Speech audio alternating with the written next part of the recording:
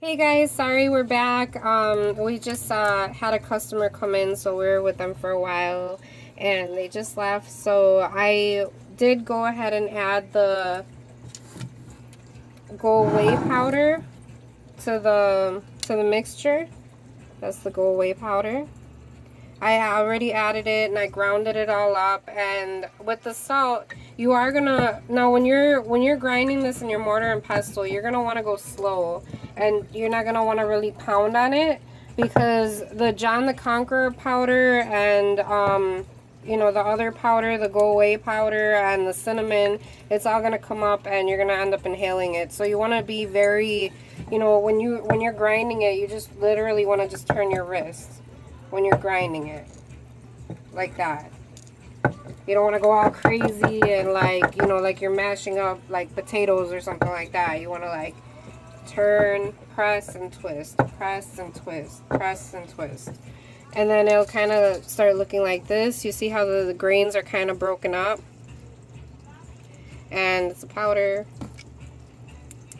And with this, okay, so how I told you guys to use like a bug, like this is the cicada bug still in its, this is just a naturally dried up cicada bug, and this is what they look like. I like to use the wings when I do fairies, when I make fairies and stuff. The wings look like fairy wings.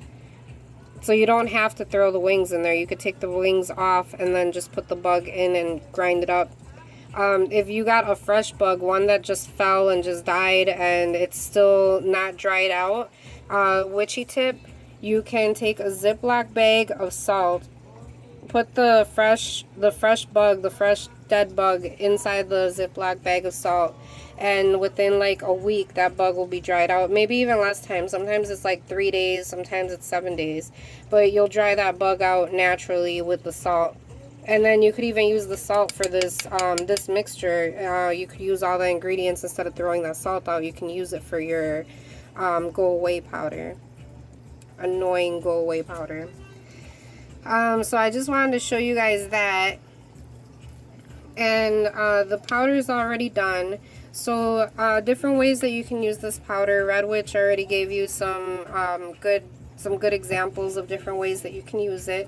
The way that I am going to be using this, I have one white candle and one purple candle. I have them sitting in our selenite. Again, you guys, all of this stuff that you see in the video, we do sell it all. So if we don't have our website up and running yet, it's in the works of being created. So but if there's anything in here, we do sell it. We do do online sales, we ship and everything. So if you guys need any of this stuff, if you guys can't find it, let us know. Even with the cicada bugs, I might be able to get some more of those. So if you guys are wanting some of those, let me know. So what I am using, the selenite, this is a selenite candle holder, so you can burn tea lights in here, but what we like to use these for, these aren't just for burning candles. You can use them, you can put your herbs inside. So if you have like a loose incense, you want to charge it and cleanse it and keep it amplified, you can use the selenite. Also for the candles, since if you're gonna do candle magic or anything like that, or even for your other stones, anything that you put inside of here will be cleansed and it will be charged. So I had these candles sitting in here while I was mixing all of this. You would want to let your candles or anything that you put in selenite, you would want it to be inside or resting on selenite for at least 24 hours. Selenite, basically, it has the same powers of the moon. So just like with a full moon that you would cleanse and charge your stones, you would do the... Sorry. Little girl's making on our flowers. Okay. So, alright, anyways, back to this. You would want to leave your stuff charging in here for 24 hours. And anything that you put in selenite, it will be charged and cleansed and ready to use. So that's what I have these candles sitting in there. So this is just going to be like one of my spells that I'm going to be doing. I'm going to actually engrave this candle. This is going to be the other person, and this one is going to represent me. Purple is a power color, so this one is going to be me. This one is going to be the person. And you're going to want to go ahead and put names, any information that you have of that person. You're going to want to go ahead and scratch that into the candle. You know, first name, last name, if you know their birthday, things like that. You're going to want to go ahead and scratch it into a candle. You don't have to use like a ritual candle. You can use birthday candles. You could use whatever it is that you have on hand. But just like the purple, like I said, purple for me is a power, and then this one is going to be the other person. So after you do that, after you scratch in the information into the white candle, you can use an oil to dress each candle. So for the white one, I'm going to use the BBG oil that we have, and this oil is the bomb. Very potent. So if you look, you can see there's stinging nettle inside of there. There is some snake skin sheddings. I think the light is... There's some snake skin sheddings right in there.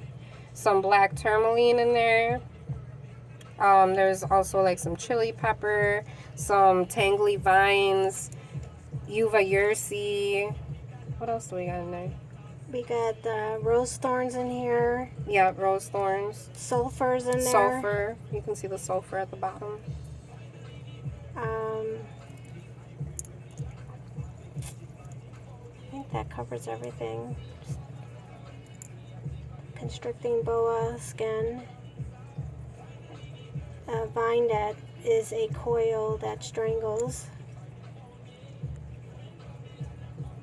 So, this is the, this is the oil that I'm going to be using for the white candle. And we do sell these. So this bottle right here, this would be 15. So I would use the BBG oil, and BBG stands for bitch be gone. Or bastard. Yeah, or bastard be gone. So that's what I'm going to use for the white one. And then for the purple one, since this is me, I'm going to also engrave my name in it, my birthday, things like that. And I will use this oil. I'm going to use the tobacco oil to anoint this one, because for me, tobacco represents strength and power. Every time I think of tobacco or cigars, I automatically see, an old Cuban woman, like my goddess, an old Cuban woman smoking a cigar. And I just feel like that's power and that's strength. And, a woman to be smoking a cigar, it's like, a cigar is more of a masculine thing. So when you see a woman doing it, you know that she's a bad bitch. So the tobacco oil is going to represent me. And so then with this powder, you're not going to want to put it on your purple one. You're only going to want to put it on your white one. So, just pretend like I'm anointing my candle, because all of this, I'm going to be doing it without the camera, because this is going to be a spell that I'm going to be working. I'm just instructing you guys on how you could do the same thing. So, when you put the powder, you would sprinkle the powder onto the candle. I don't recommend that you use your hands to touch it, but so like if you have like a little spoon, you could go ahead and sift it on there, and it'll stick to that oil. So then when you're burning these candles, you're going to want to have them sitting, for example, say I have a small candle holder up here and then another one down here. This is how you're going to want them sitting, because you want the other person below you and you want to be above that person. So this is how you're going to burn these two candles. And this right here would be your spell. And then afterwards, after your candles are burnt out, after they already melted down and everything and they're out completely, then you can go ahead and read your wax if you'd like. You could use your wax for a mojo bag to keep that spell going. You could even break the pieces of wax and add them to other spells. There's a lot of different things that you can do with the wax. Just make sure it's for the same intention. Because, this is going to be your leftovers of a spell that you were working with that same intention. So, I think that's about it. Yeah, and like Red Witch said, you could use this powder pretty much anywhere. You could sprinkle it on people's doorsteps so that they walk on it. You could sprinkle it in their footsteps when they walk out. You could sprinkle it on their footsteps so that they won't come back. Um, and it's a really good powder.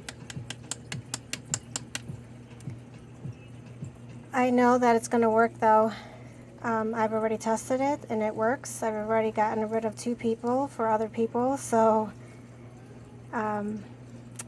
this shit is good. And everybody lives, so. Yeah, everyone lives. It just kind of gives a spanking.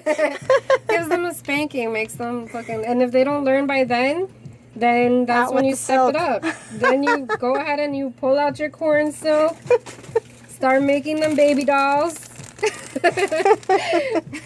and light that bitch up. So.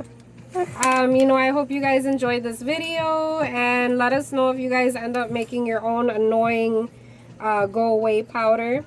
You know, or if you guys have any other ideas or any questions, please feel free to get in touch with us. Also, you know, like I said, if you guys are looking for, you know, like cicada bugs, I can't guarantee I can get the whole bug, but I can definitely probably find some shells. Or any other things like the selenite or the oils or anything else, you guys just let us know, and We'll get it for you. yeah, we'll get it for you.